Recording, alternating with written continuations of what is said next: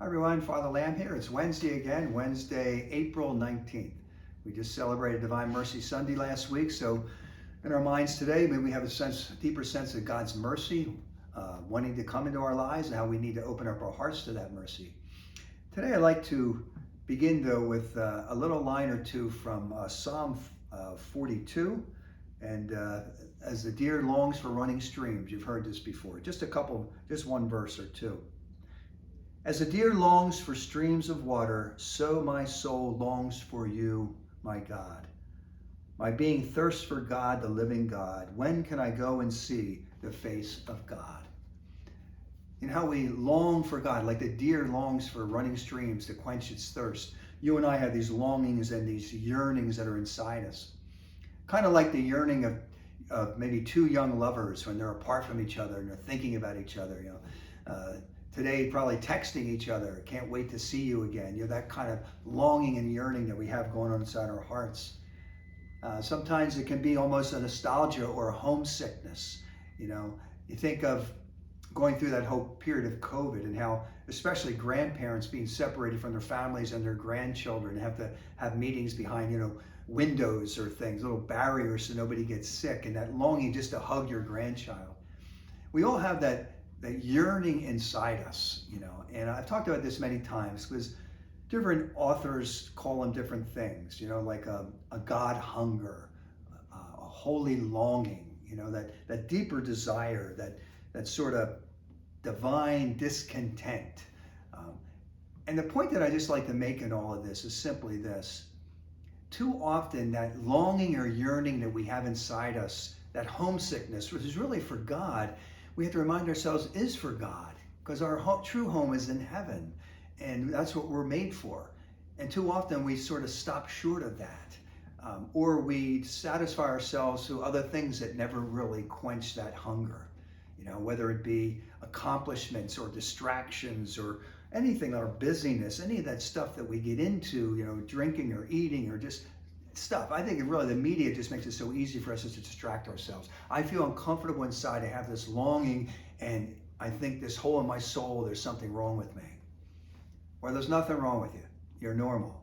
We all have that emptiness inside and that longing inside. We just have to remind ourselves that longing ultimately is for God.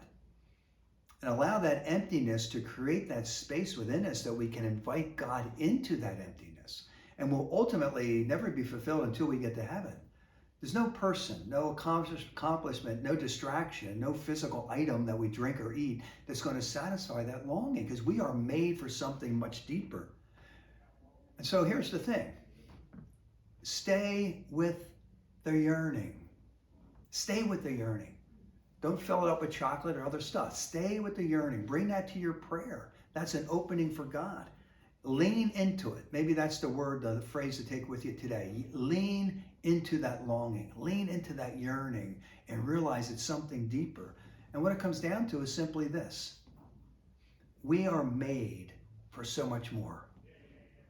We settle for things here, this accomplishment or this relationship and all those things have their place and they're all good. But the deepest part of us is longing for God. The deepest part of us is longing for heaven. And so you and I then need to allow God to fill that. And one day we will get to heaven and all those needs will be fulfilled. And resurrection, as I said many times, isn't just about being tacked onto this life, get eternal life after you're done here. Resurrection is something that happens now if we invite God in right now. Don't quench that yearning with superficial things and distractions. Stay with the yearning. Let God bring you to a deeper level of spirituality. And so often we stay on the surface of life. We never go deep enough. And we're living these superficial lives, running from one thing to another, wondering why we're exhausted and not fulfilled in life. And why there's so much this sort of rampant anger out there that nobody knows how to deal with. Today, stay with the longing. Stay with the yearning. Lean into the yearning. Invite God into that, because that's the ultimate. It's our faith, hope, and love that helps us to go through the struggles and heartaches of this life so that we can be happy with God forever in heaven when he finally quenches us completely. I'd just like to end here, though, with a little line from the book of Revelation. This is in chapter 21, beginning at verse 2. I also saw the holy city, a new Jerusalem, coming down out of heaven from God, prepared as a bride adorned for her husband.